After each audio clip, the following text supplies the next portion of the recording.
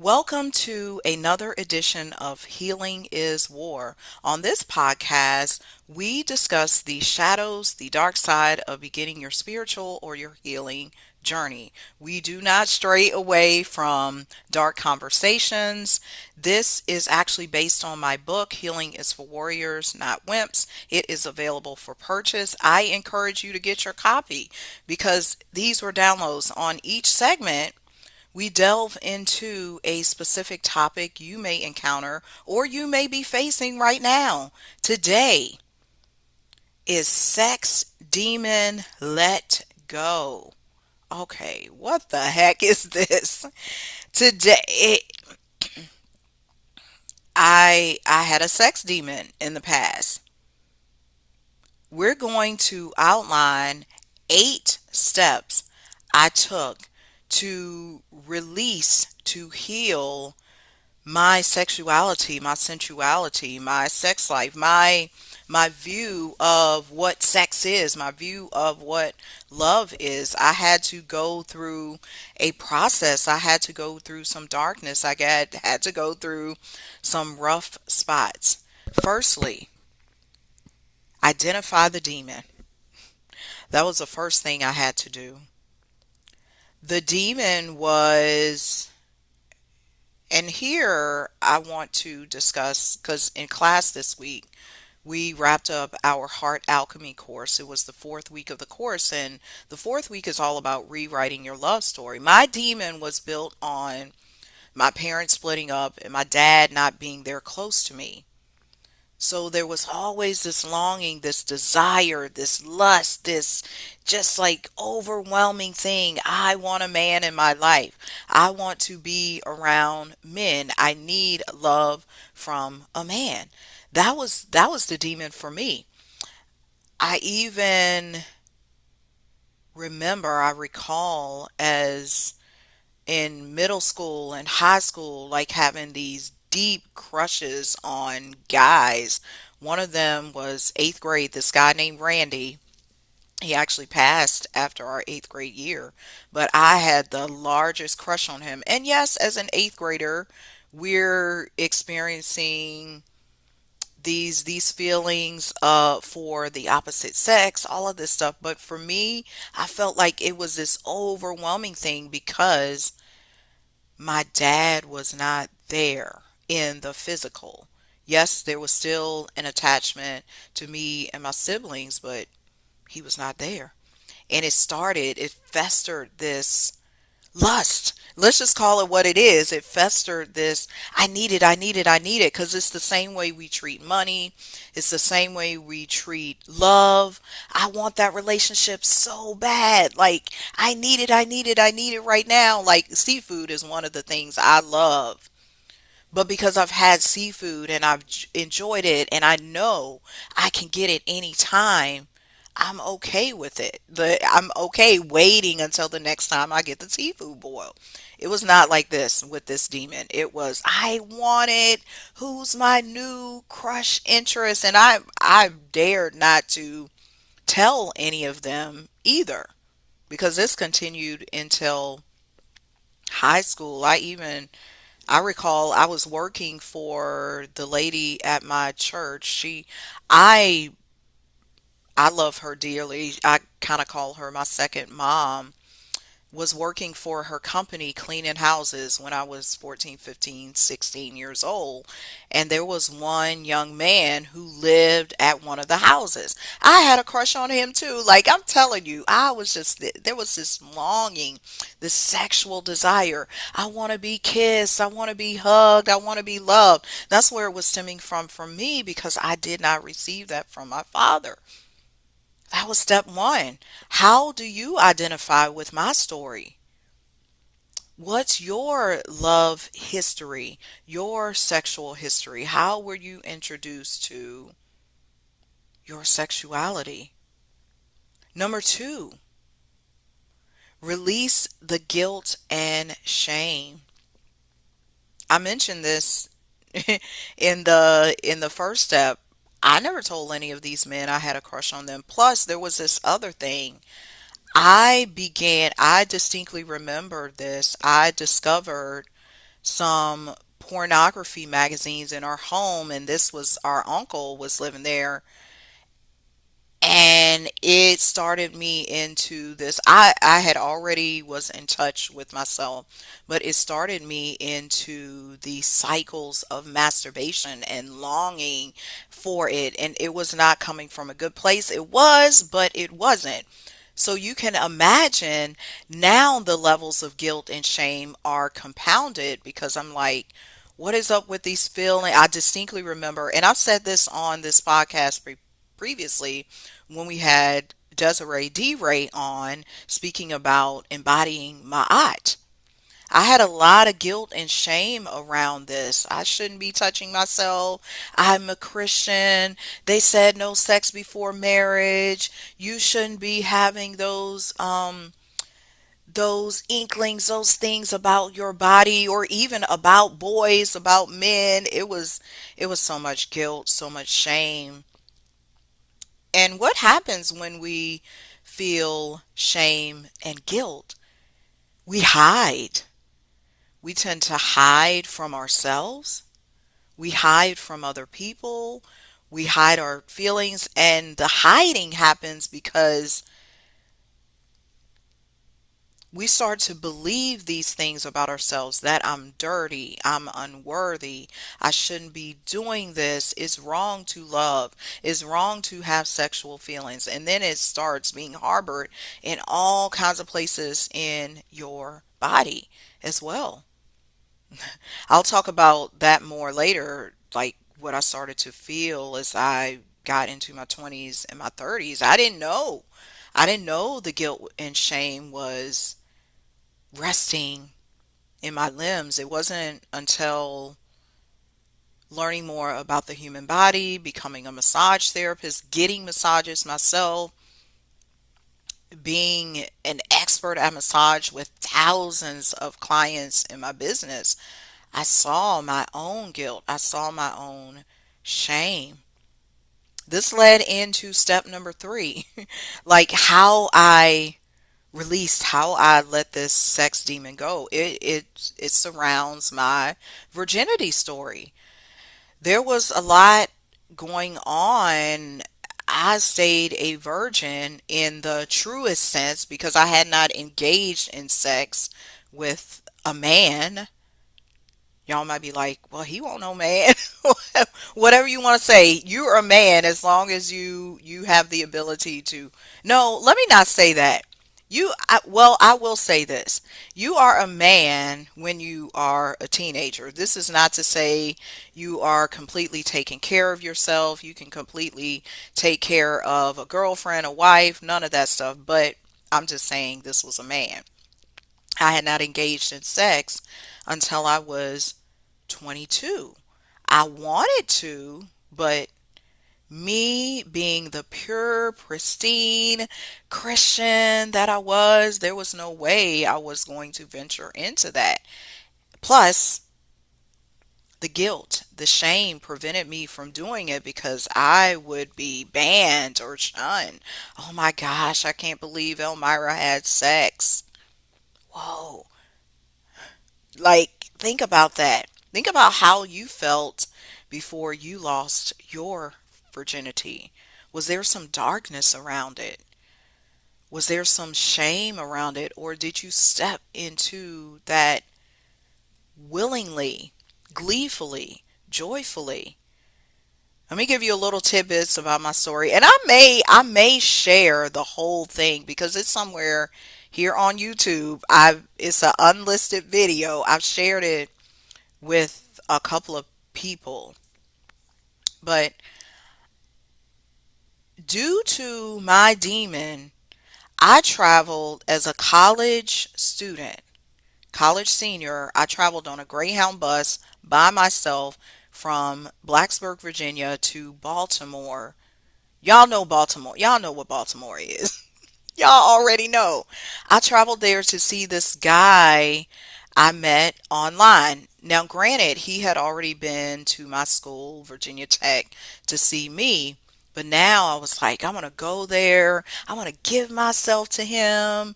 It, I don't know why this reminds me of that gospel song, Give Myself Away. That's what I was feeling in the moment because I wanted to experience this, my sexuality, and share intimate moments with another human being. I went up there, I lost my virginity. Get this, he abandoned me. After I gave him the sex, he was gone, nowhere to be found. I had to contact my family in Richmond. They didn't know I was up there in Baltimore. I had to contact them and say, I'm heartbroken, broken. I'm distraught. Come pick me up. I'm gonna divert my bus because I was gonna go back to school because I thought, oh yeah, I'm gonna go up there, lose my virginity. It's gonna be great. It's gonna be wonderful. I'm gonna come back to school so happy. That was not the case. I had to go home, unhappy, distraught, all the things.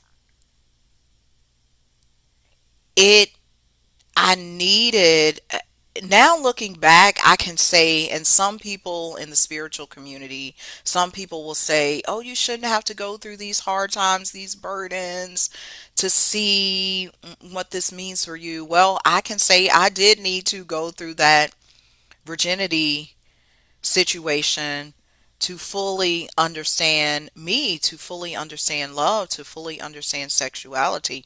It took me months to get over him, to release him. And I distinctly remember the day I woke up and it was like, ah, I felt more alive. I felt the weight lifted from my body. I know this to be true too, because when I'm working with clients, talking to them about breakup grief, heartbreak, there is like this weight over you. But one day you will have a shift, you will have this quantum leap, and it'll just be like, yes, I'm over that. That was the step I needed, was to, that was thirdly, looking at my virginity. How did this initial engagement in sex with another individual speak to my demon, heal that demon, help me to see another layer of who I am at the core? Four, number four, detach from the old love story and detach from my dad, because my dad was central to my old love story. I wanted to get, that's how I ended up with this dude I lost my virginity to. Because let me tell you about him. He was a musician, just like my dad. So I was like, oh, I'm falling in love with my dad. I'm rekindling what I didn't have with my dad. So I just thought that much more of it. Because this guy was like my dad, my first boyfriend. Matter of fact, had the same name as my dad. You can't get no deeper than that. Deeper and darker into the shadows. I had to detach from this old love story that the only type of man, the only type of person, the only type, you fill in the blanks for yourself, because this is healing is war. You should be finding out from my story, what can you glean? This is not just about Elmira. This is not just about me. It's not just about what I wrote in the book. This is you. This is what you can feel, what you can learn. All right, so I had to detach from that old love story. My love story was built on my parents broke up. I can't see my dad. I only love musicians. I only love artists. I'm only going to date artists. That's what I thought as a teenager, as a 20 something. And it's what I did until I woke up and started to do the healing on myself to identify, see, what is this? The reason I wanted love in those arenas was because I was searching for something I didn't have. I had to detach from that old story. Many times, grief, heartbreak, Longing, lust will make you think the only thing you can have is over here. The only type of love you can have is in this box, is in this type of person. It's all lies. There's so much love in the world. It's so much love in the world. That's why, and I'll put an invitation under this episode too. I'm leading an activation in January called Rise in Love 2026.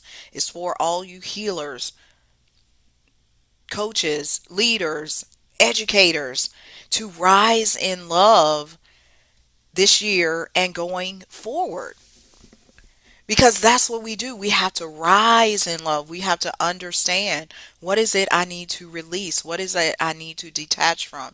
Recognize, acknowledge, this is not me. Yes, this is a story which happened to me, but it is not the core of me. It's not my soul.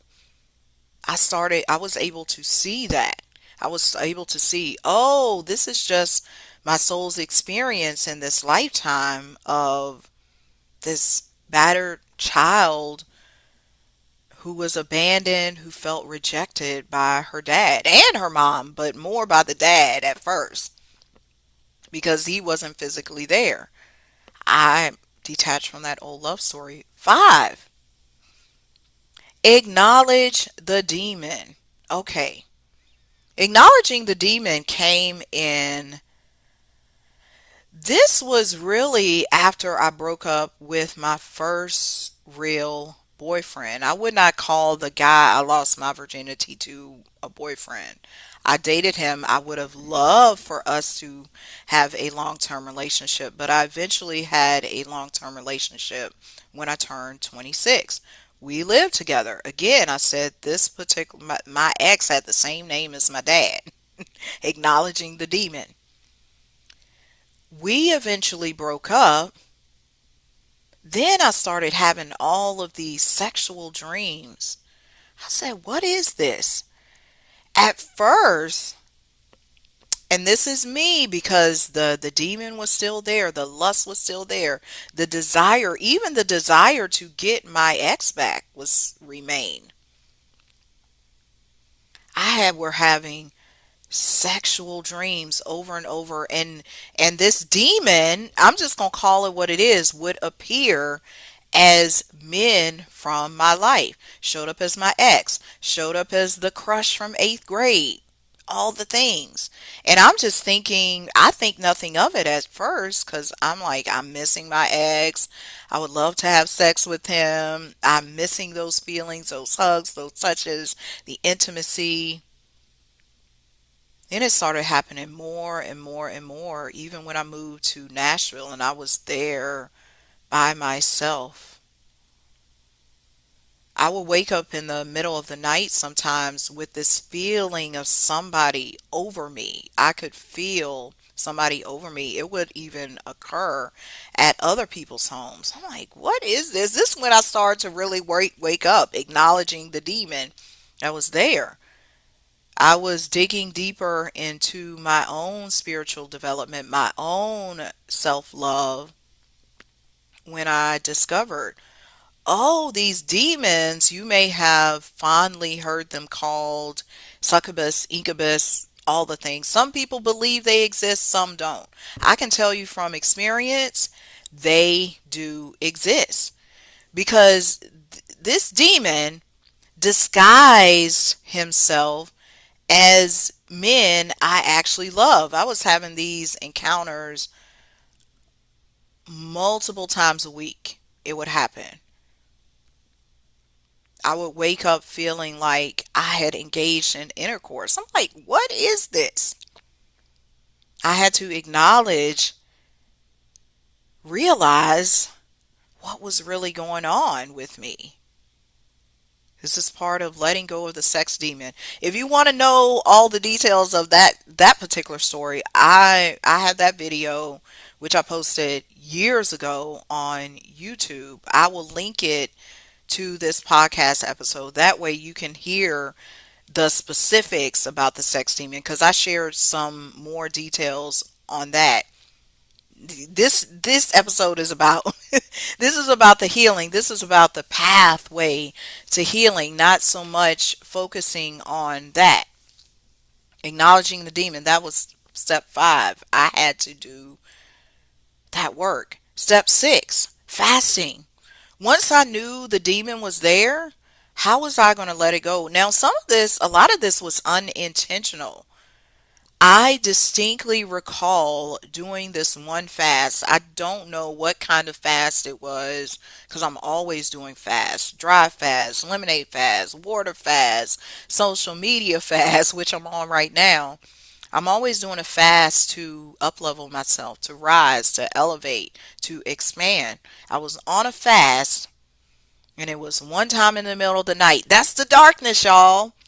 This stuff may not, and it most likely won't occur in the light when the sun is shining. It's going to be dark, 2 a.m., you by yourself, you feeling destitute, and you're like, why me? You're crying out to God. But in the middle of the night, I felt the demon release. It was then I knew the hold that demon had over me. It was similar to how I felt the guy I lost my virginity to release off of me. There was a heaviness in my body, but that demon left me then because I started to shine light on it. I said, no, no, no, no, no, you can't live here. There ain't no space for you. And it was through the fasting, it was through taking a break from food, taking a break from sex, taking a break from whatever it was, social media, taking a break from people, from talking. I've done that too. I've done a silent fast where I don't speak. When you take a break, and this is something you need to do to heal your sexual trauma, whatever your personal story is, do a fast. Some type of fast is going to reveal and uncover what's actually going on with you. Why do you always have this overwhelming lust, this overwhelming desire? Even in your current relationship, which is healthy, it's not as healthy as you would like it to be because you're always looking at porn, or you're always desiring other men, you're always desiring other women instead of your partner. There's nothing wrong with being attracted, but when we are overtaken by a sexual demon, we are overtaken by lust, it gets in the way of your truest nature, your true creativity. I hear the great B. Dale talk about this all the time. You need to look him up. He's always speaking on, especially to men. He's speaking to men about preserving your seed, not being out here wanting to run up in every woman you see, not always wanting to have sex. This comes with fasting. This comes from letting go of those desires and not being so keen on, I need it right now. I need it. I need it. I need it. Nothing works like that. When you have that longing, I call it lust, because this could be occurring, messing with your wealth, messing with your health, messing with your money, messing with your business, messing with your relationships, because you have this attachment to it's like a crack addict. It's an addiction. You can cure the addiction with a fast. Now you may say, "Oh, I don't have an addiction because it's not that bad." You know how bad it is. You can feel it in your heart. You can sense it in your soul. You got to be honest with yourself. Go into the darkness, the crevices, the closet, and really analyze. Hmm, maybe my relationship with sex and sexuality and my own love is not where I want it to be. Fast. Allow God to speak to you. Allow the Most High to speak through you in a new way when you're on that fast. Step 7. I had to accept my own sensuality and sexuality. I had to accept that I am sexy. I'm not, oh, I got to cover up my shoulders or I can't show my cleavage or none of that stuff they used to tell me in church or what I felt from church. Some of this stuff is not explicit, it's what we learn growing up. Our love story from our parents, the grandparents, the people around you, people at school, friends, all the things. You got to accept who you truly are. Accept your body the way it is shaped. Some women are ashamed of their big breast or their big hips or no hips. It could be anything. You don't want to express your sexuality because it got you in trouble. Or you feel like your body at the age of 7, 8, 9, 10, 11 was what got you abused by that man. That's not true. Or abused by that woman. It's not true. After you do the fast and you work with specialists, I encourage this too. Don't just take these steps as the end all be all. You may need to consult a trauma specialist if your sexual trauma goes that deep. You got to understand who you are as a sensual sexual being because sexuality is creative energy. It's not just, oh, I'm being intimate with this other person or I'm learning my body. That's the core of your creative energy. I learned this more as a massage therapist, plus being in Sacred Woman when I went through that program with Queen Afua, how the sexual energy rises from your sacral, from your root. It's in that sacral chakra. Breathe into it right now. Touch right below your belly button. That's your truest sexual energy. Nobody can take that away from you. Nobody can say it's dirty. You shouldn't express it. You shouldn't use it. Some of us are misusing it because we only use our sexual energy for sex. We don't use it to create music, to create art, to start a business, to create a child. All of these things are creative energy. I accepted who I am. I had to accept I am sexy. I do have luscious lips. I love my body. I love my skin. I love the way I can dance and flow. This is not something for me to be ashamed of. Plus, this is not just for men. This is for me. My sensuality, because that's what it says. Sensuality is all of your senses. The taste, the touch, the hearing, the feel, the smell, seeing, visionary. That nature, the energy is for you too. I accepted that part of me through recognizing who I am and who I've always been since a little girl, who I came into this earth as, and not getting caught up in the shame of losing my virginity, the guilt around it. It's just all the stuff we get trapped in. You got to accept who you really are. Number 8, I wrote a new love story.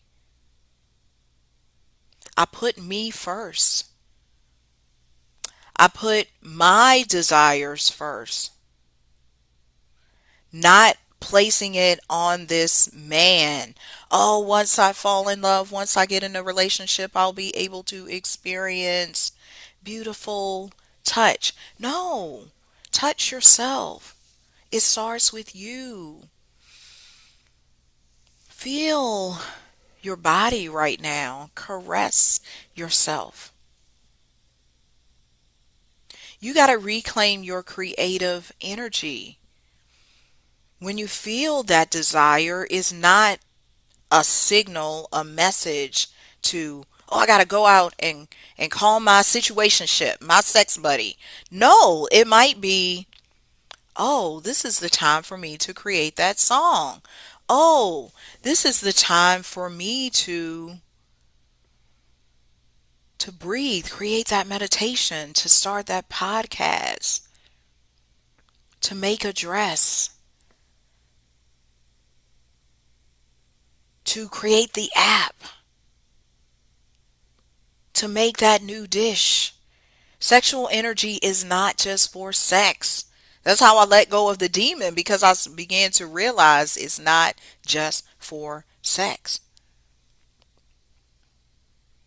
I mentioned Sacred Woman before. My new love story was rooted in the experience, the healing I had during Sacred Woman.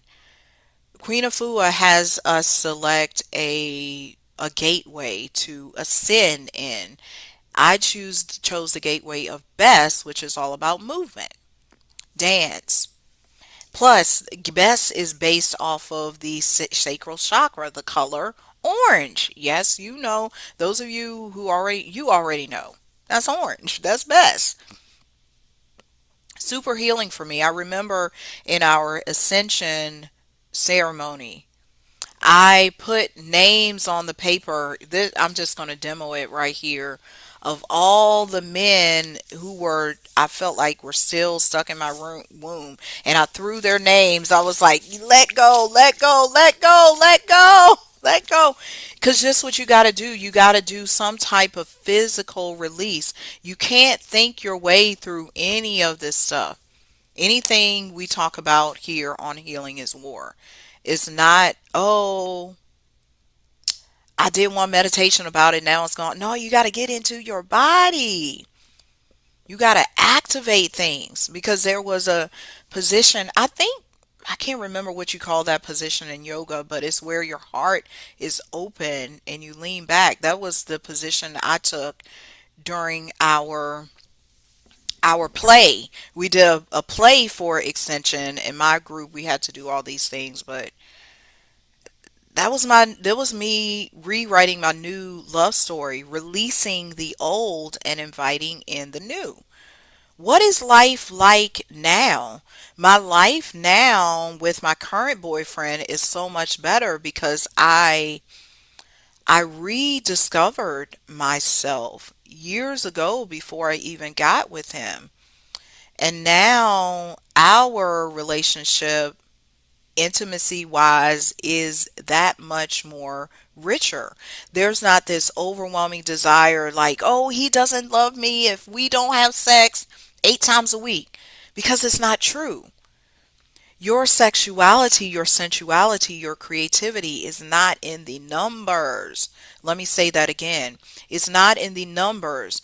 We in this Western culture have been taught the wrong things about desire. It's about the depth, not the quantity.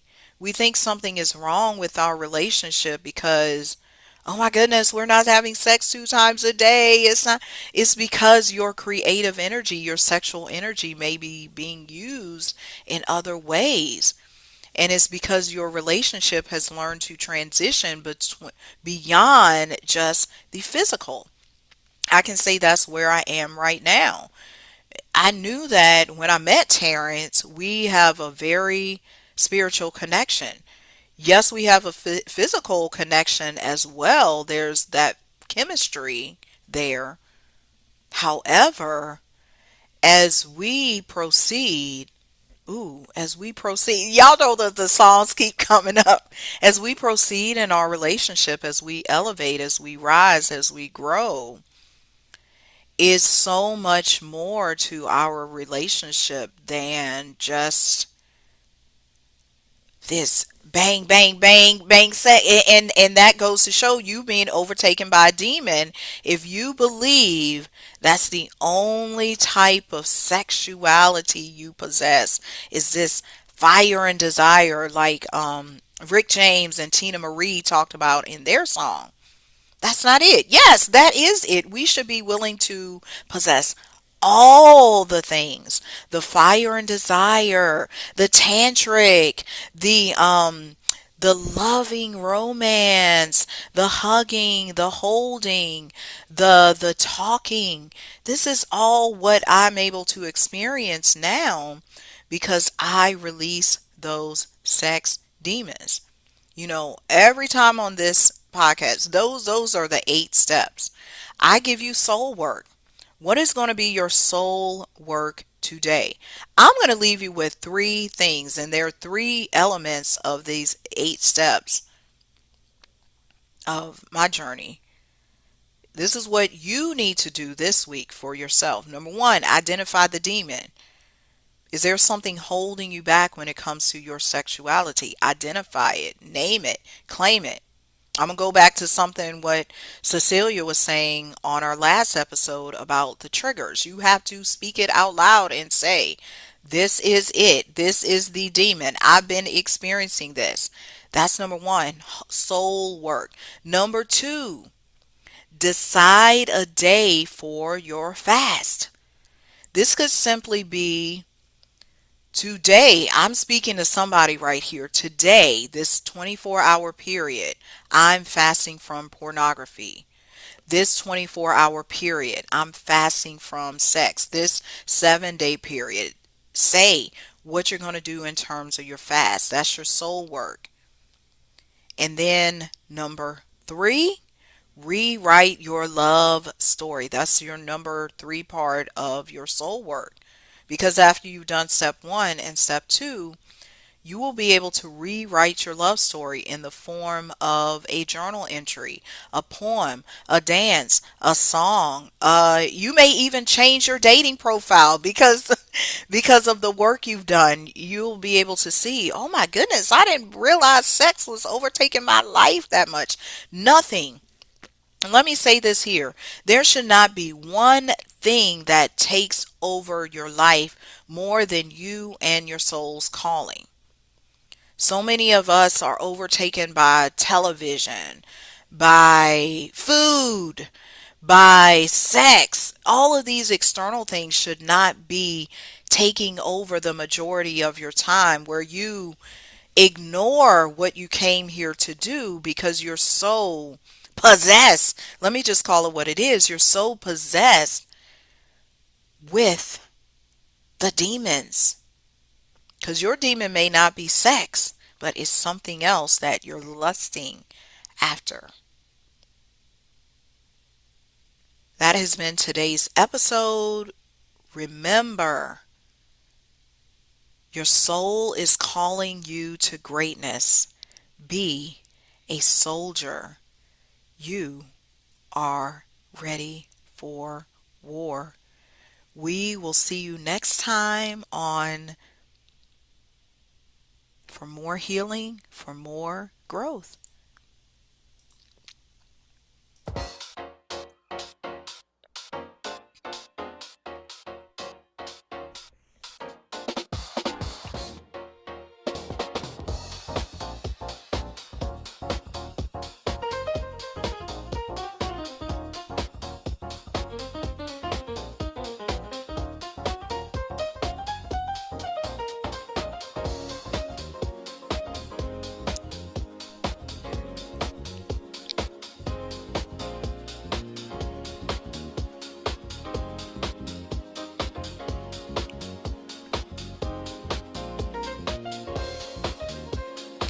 Oh, I will also let you know again, my book is available. Multiple books are available, not just Healing is for Warriors, Not Wimps. I have my book, Self Care After Loss. Go to payhip.com/selfcareboss. You can purchase any of my books. I have a poetry book called Steamy. It's some poems, just some romantic, zesty poems. You can get into that. Those books are available. Plus, you are invited to our Rise in Love event. It is open. It is open to people all over the world.